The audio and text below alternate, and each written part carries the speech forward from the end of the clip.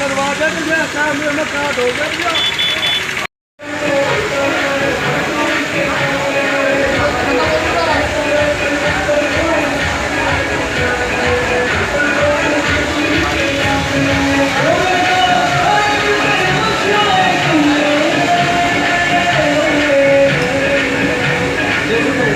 जनता party के बहुत ही कद्दावर नेताओं में आपकी गिनती आती है।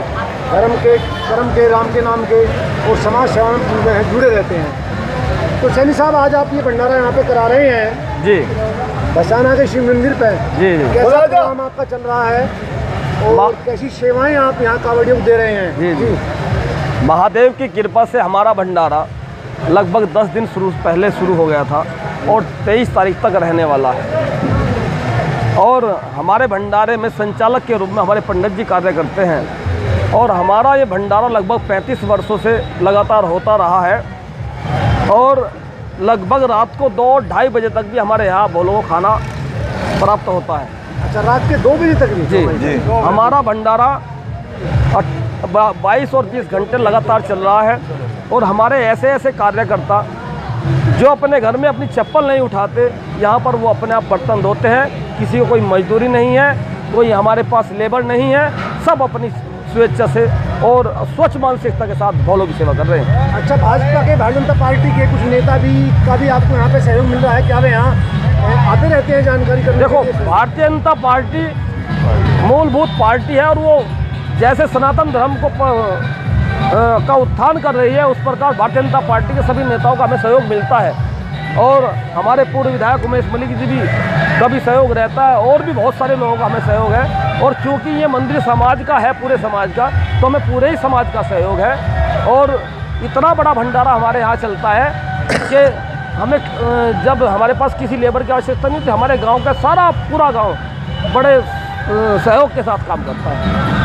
अच्छा सैनी साहब, अभी आप बता रहे थे कुछ बड़े कर्मठ कार्यकर्ता और पुराने आंदोलन में इन्होंने भाग लिया था। जी जी जी, उनसे परिचय कराएं, कौन कौन लोग हैं आपके साथ में? हमारे बीच ओमपाल सिंह जी हैं। और जब राम मंदिर का ढांचा गिराया गया था, विवादित ढांचा, उस समय बस्ती जेल में 4-5 दिन रह के आए और ये वहीं पहुँचे जहाँ पर वो ढांचा गिराया गया है। ऐसे हमारे ओमपाल सिंह जी हमारे बीच हैं।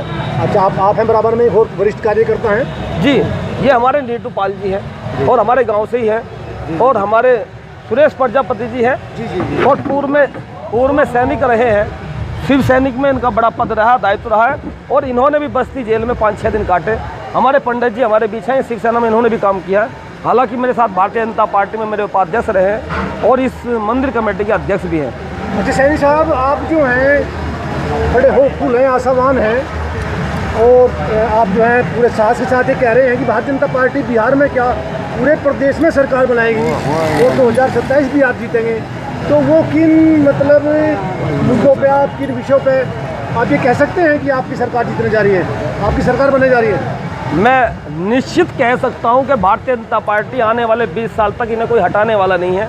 क्योंकि जिस देश में मोदी और योगी जैसा नेतृत्व हो, जहां पर ऐसे व्यक्ति हों जिनके परिवार के लोग आज भी 8x8 एक कमरे में रहते हो, जिनकी बहनें आज भी चाय बना रही हो, ऐसे व्यक्ति जिस देश के राजा होते हैं, ये उस देश का सौभाग्य है। और मेरा तो ये मानना है कि ये सारे सनातन धर्म का सौभाग्य है कि आज हमें ऐसे नेता मिले हैं। और मेरा ये भी मानना है कि पहली बार इतिहास में आज़ादी के बाद जो सनातन धर्म है और हिंदू धर्म है, उसे पता लगा है कि वास्तव में ये हिंदू राष्ट्र भारत है, ये अघोषित हिंदू राष्ट्र है।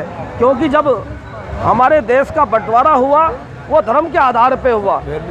मुसलमानों के लिए पाकिस्तान, हिंदुओं के लिए हिंदुस्तान। तो